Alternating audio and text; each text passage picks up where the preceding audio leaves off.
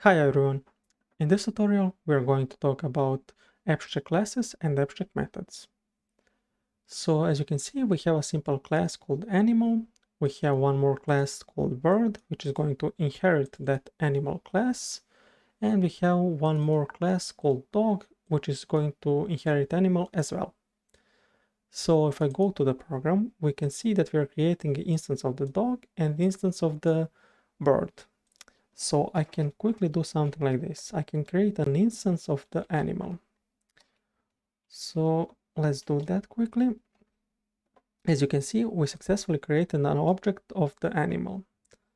So if we want to prevent someone to create an instance of that class, in this case animal, we need to make this class an abstract.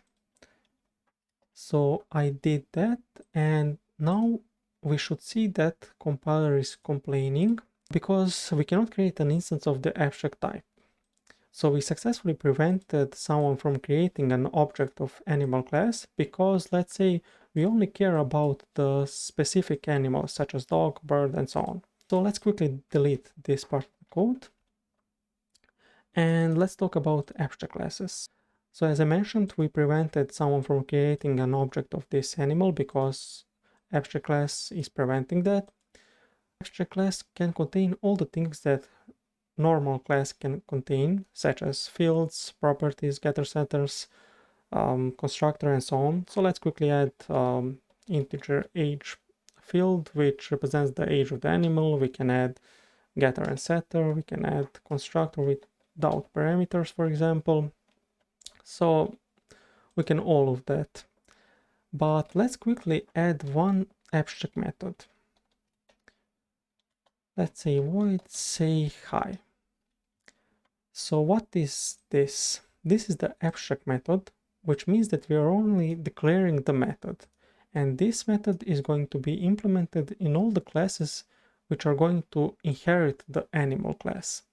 So if I go to the bird class, we can see that our compiler is complaining because bird doesn't implement inherited abstract member. We need to implement that method. So we can say something like singing, and we need to do the same in the dog class.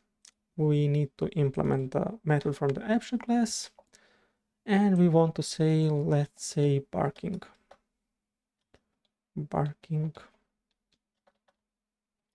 We successfully implemented the method from the abstract class, which in this case just printing some basic text.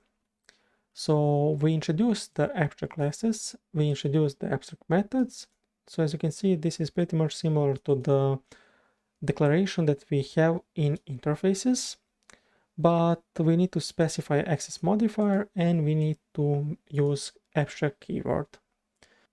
So I guess that will be pretty much it for this tutorial.